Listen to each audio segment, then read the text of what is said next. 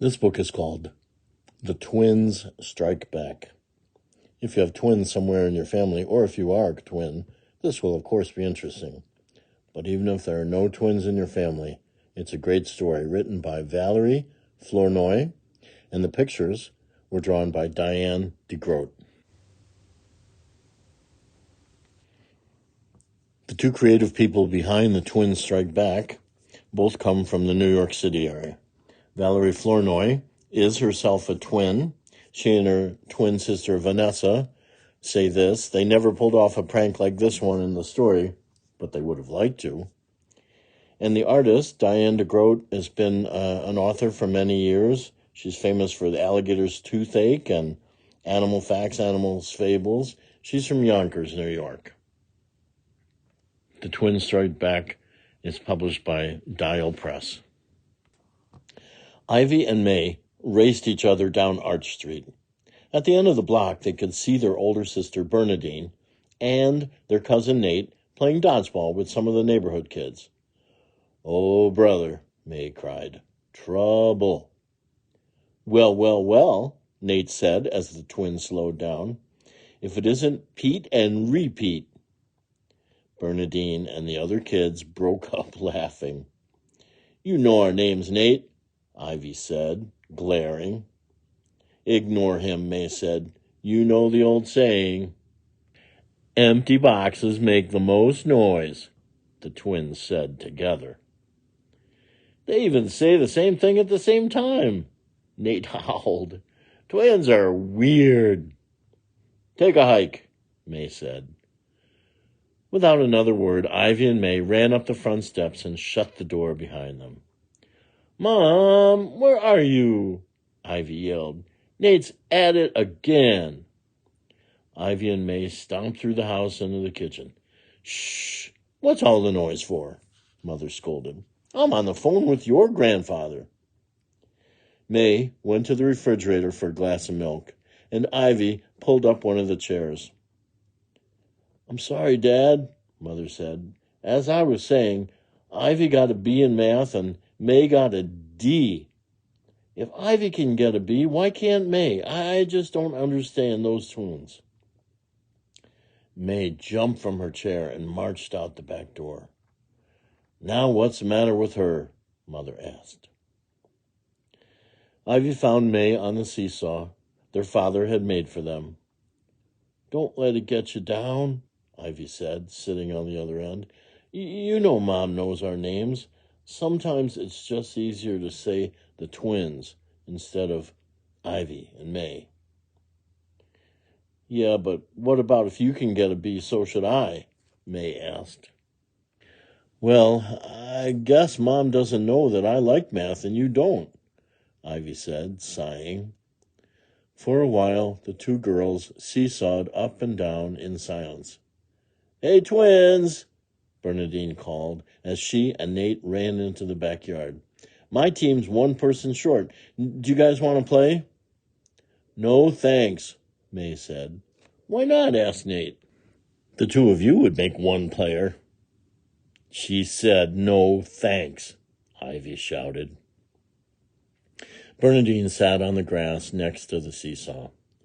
"How come you twins are so grouchy when tomorrow's your birthday?" "So, tomorrow's your birthday, huh? I can't believe you two will be older than me," Nate said slyly. Ivy glared at him. "Don't be dumb, Nate. May and I will only be 8 tomorrow, and you're already 10. "Oh, that's right, but if you're going to be 8 and May's going to be 8 too, well, then it's simple. You're older because 8 and 8 is 16, Ivy supplied quickly. May jumped off the seesaw, sending Ivy crashing to the ground. "Oh, you and your math," she said to Ivy. "And you and your stupid jokes," she said to Nate. Nate and Bernadine rolled in the grass, laughing hysterically. "Boy, I don't feel too well," said Ivy, as May helped her to her feet. The two girls walked to the house. "I didn't mean to show off," she apologized. "Yeah, I know," May muttered. "One of these days, we'll have the last laugh on those two." That night, Ivy and May helped Father clear the dinner dishes, and Mother washed them while Bernadine dried. "Tomorrow there's a double horror thriller at the movie matinee," Bernadine said as she put the plates away, "and all my friends will be going. Do the twins have to tag along?" Father looked at Bernadine and nodded. "Tomorrow is the twins' birthday, and they want to go to the movies and be scared to death, too. So I don't want to hear another word about them not going or going. And another thing," Mother added, "when you see your friends, tell them to leave the twins alone and quit treating them as if they're from outer space." "But they are," Bernadine said, sulking. "They dress alike, and they probably even think alike, and not another word," Father warned. "It's settled." "We're finished," May said. "Can we go watch TV now?" asked Ivy. "Okay," Father said. The two girls went into the living room. "So Bernadine thinks we're from outer space," May said. "And we think alike, too." An impish look crossed Ivy's face. "Why, of course, we think alike." May stared at her sister. "Maybe that fall off the seesaw hurt you more than you thought." "No, it didn't, silly," said Ivy. "But if Bernadine already thinks we can read each other's minds, then it should be simple for us to convince her that she's right," May added. "We can get Fish to help us." Fish was Ivy and May's best friend. Everyone called him Fish because he liked to swim. Of course, any nickname was better than his real name, Irvin. "Come on," said Ivy. "Let's phone Fish now." The next morning, Father and Mother left the house early to go shopping. "Don't eat too much at the movies," Father said. "Yes, save some room for cake and ice cream at Grandma and Grandpa's this evening," Mother put in. "And have a terrific birthday, girls." "Oh, we will," Ivy said slyly. "We will." Ivy and May went to their room to protect their plan. They worked on their timing and phoned Fish once again to be sure he'd be at the park at 3 o'clock. "Twins, Nate's here," Bernadine yelled. "Are you two going to stay upstairs all day?" "We'll be right down," May yelled back. "Now, I'll leave my sneakers here," Ivy whispered. "Give me 5 minutes and don't forget what we practiced." She ran quickly down the stairs. "Well, it's about time," Bernadine said as she finished setting the breakfast table. "Nate's mom said he could have breakfast with us this morning." "Yeah," said Nate, "but by the time you twins get to the table, it'll be lunchtime." He sat at the table and poured milk over his cereal. "By the way, which are you, Dr. Jekyll or Mr. Hyde?" Ivy ignored Nate and sat at the table too. "I'll have cornflakes today, and May will have the same thing." "You know, May always has the cereal that makes the snap, crackle, and pop noise," Bernadine said. So she poured May a bowl of Rice Krispies. "Oh my," said Ivy, shaking her head. "I forgot my sneakers." "Well, tell your sister to bring them downstairs and hurry up too," Bernadine said impatiently. "Okay." Ivy closed her eyes real tight and put her hand to her forehead. She looked like she had a headache. "What are you doing?" asked Nate. Before Ivy could answer, May skipped into the kitchen. "Here's your sneakers, Ivy," she said. "But you didn't have to yell so loud." Nate nearly knocked his bowl of cereal off the table. "I didn't hear you." "Did you?" he said, turning to Bernadine. "No, I didn't. What are you twins up to?" "Why, nothing," Ivy said. "Of course you didn't hear anything. You're not a twin." May dumped the Rice Krispies back into the box. "Hey, Ivy, I told you I wanted cornflakes today." "I know. I was sitting here. I heard you." But Bernadine didn't believe me. Ivy sighed. "Wait a minute. How come you twins didn't do this stuff before?" Bernadine asked triumphantly. "Because we were too young to control it," Ivy said. "Why, that means," Nate said. "We can read each other's minds," the twins said together. "Well, I don't believe it, Bernadine said. And if we don't get moving, we'll miss the beginning of the movies. Just then, Ivy jumped from her chair and ran up the stairs. Now what? Bernadine sighed. Oh, she forgot her favorite bracelet, May said casually. When Ivy returned to the kitchen, she was fastening the bracelet on her wrist. Ready? Ivy said as she opened the back door. Let's go, said May. Bernadine turned to Nate. I believe, she said fervently. I believe. Bernadine's girlfriends were all at the movies. Babysitting the twins again? Snickered Sandra. Bernadine nodded and rolled her eyes at the twin sisters. Nate and Ivy went looking for 4 seats, while Bernadine and May bought popcorn and candy. Over here, Nate shouted. Did you bring me my chocolate-covered nuts? Ivy asked. May handed the candy to her twin. Yes, but next time think louder. It's noisy in here. When the matinee was over, everyone hurried out of the theater, blinking their eyes and trying to get used to the sunlight. Those were some movies, huh, twins? Bernadine asked. Yeah, they were scary, Ivy answered. I wasn't scared a bit, Nate said. Ivy and Bernadine knew he wasn't telling the truth. He had held his hands over his eyes at the scary parts, too. Let's go to the park, Nate suggested. Hey, where's May? Bernadine asked. Bernadine and Nate looked around, but there was only one twin. Maybe she's still inside. I'll look, Bernadine said. But a few minutes later, she returned alone. If something happened to her, Mom's going to kill me. And you too, Nate, Bernadine cried. I didn't do anything to her, Nate said, gasping. Well, I know May was upset when Nate told the ticket man that when you pinch one twin, the other twin will feel it, Ivy said. Yeah, Bernadine scolded. You've been teasing the twins all day. You even said they walked like the alligator men in the movie. Well, you didn't tell me to stop, Nate scolded right back. And besides, one of the twins is here. May's more sensitive than Ivy. You must have hurt her feelings, Bernadine said. Anyway, dummy, I can't go home with just one. May, please, Nate begged. I'm Ivy. You know who I mean, Nate said.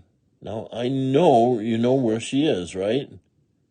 Yeah, you and she can read each other's minds, Bernadine added, like you did this morning. If you close your eyes and call May, I'm sure she'll tell you where she is, Nate said. Ivy looked at Nate, and Bernadine closed her eyes and said, May is in the park. Without another word, they grabbed Ivy and headed in that direction. After a Saturday matinee, Jackson Park was always crowded. Ivy played on the swings while Nate and Bernadine looked everywhere, by the monkey bars, the basketball court, under the slide, but no May. They walked dejectedly back to the swings. She's not here, wailed Bernadine. Are you looking for May? Asked a voice behind them. At the mention of May's name, Bernadine and Nate jumped. There stood a boy wearing a denim cap and glasses. Hey, Fish, Nate said. Have you seen Ivy's other half? Yeah. Was she here or not? Bernadine asked eagerly. Fish casually took out a neckerchief and cleaned his glasses. May was here a few minutes ago. She just left. Come on, Swami, Nate pleaded, turning to Ivy. If you found May once, you can find her again. Swami? Ivy asked. He's a man I saw at the carnival last year who could see things in a crystal ball, Nate told her. Ivy closed her eyes and rubbed her forehead. She looked like she had another headache. Soda, she said. May's at Mrs. Anderson's grocery store buying a soda. Bernadine grabbed Ivy's hand, and they were off running again. While Bernadine and Nate walked up and down the aisles, Ivy leaned against the door, sipping a black cherry soda, her favorite. Nate had bought the soda for her after she'd suggested it might help her find May quicker.